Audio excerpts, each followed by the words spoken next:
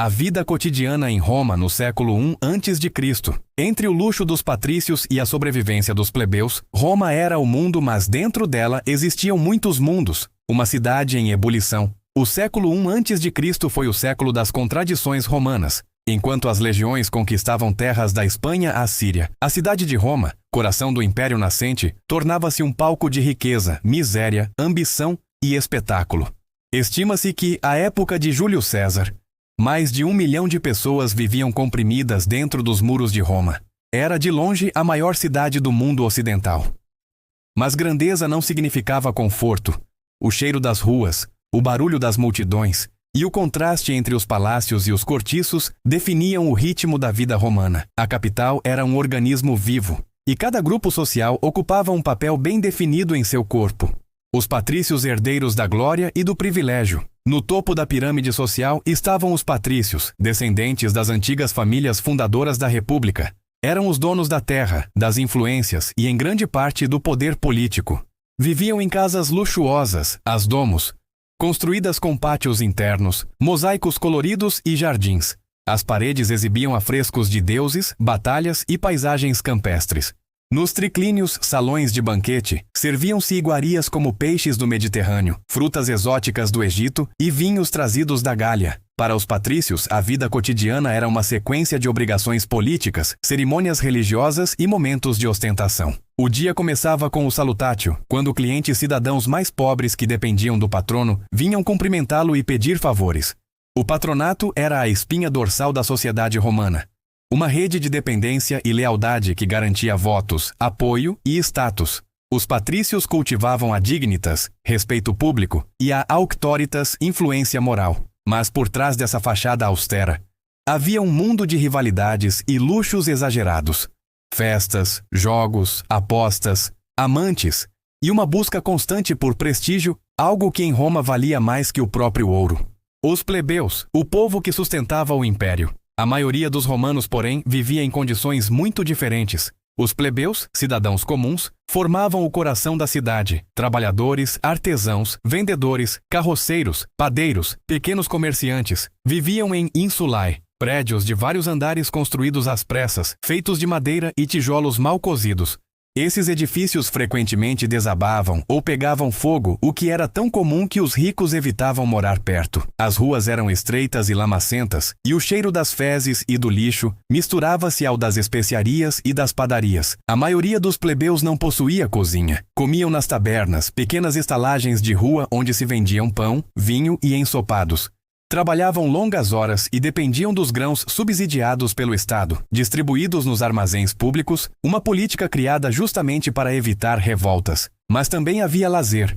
O circo máximo, capaz de abrigar mais de 150 mil pessoas, era o centro das emoções. Corridas de bigas, apostas e torcidas rivais, os azuis e os verdes, que muitas vezes transformavam-se em verdadeiras guerras de rua. O pão e o circo, panem e circenses, eram o alívio e a distração de uma população que vivia entre a esperança e o tédio. Os escravos, a base invisível de Roma. Nenhuma sociedade romana funcionaria sem eles, os escravos. Calcula-se que, no século I a.C., quase metade da população da Itália fosse composta por pessoas escravizadas. Eram prisioneiros de guerra, filhos de escravos ou vítimas do comércio humano que alimentava o império. Os escravos estavam em todos os lugares. Nas minas, nas fazendas, nos banhos públicos, nos exércitos, nas casas. Alguns sofriam uma vida brutal como os que trabalhavam em pedreiras e latifúndios, enquanto outros, domésticos ou educados, podiam conquistar relativa confiança de seus senhores. Em casas ricas, escravos gregos atuavam como tutores, copistas e médicos. Muitos tinham acesso à cultura e conhecimento, embora jamais à liberdade plena. Outros, como gladiadores, viviam e morriam para divertir o público, símbolo cruel de uma sociedade que via o sofrimento como espetáculo.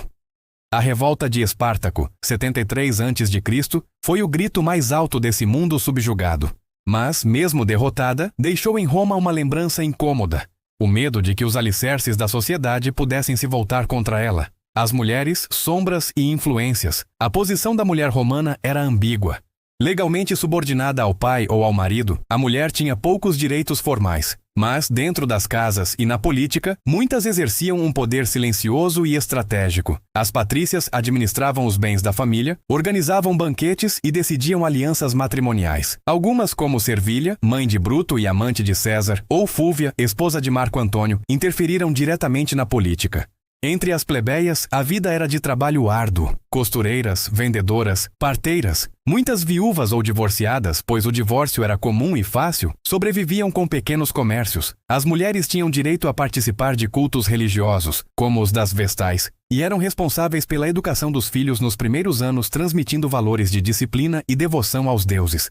Em um mundo de homens e guerras, as mulheres eram o elo que mantinha a casa, o cotidiano e a continuidade da tradição, o ritmo da vida romana. O dia em Roma começava cedo, com o nascer do sol.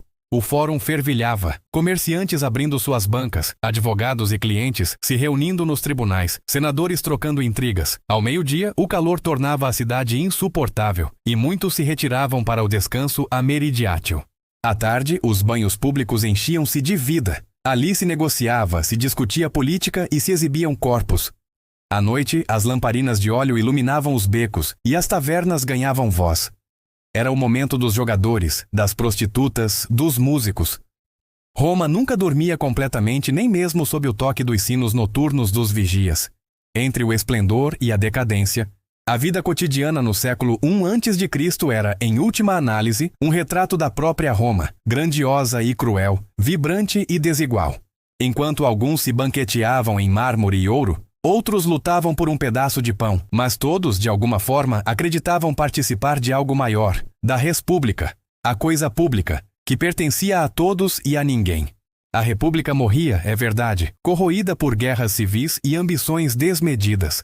Mas no cotidiano das ruas, nas risadas das tavernas, nos gritos das arquibancadas, nas orações silenciosas aos deuses, pulsava ainda o coração humano que sustentava Roma. E é esse coração, mais do que as legiões ou os imperadores, que explica por que Roma continua viva, não apenas nas ruínas, mas em tudo que o mundo herdou dela.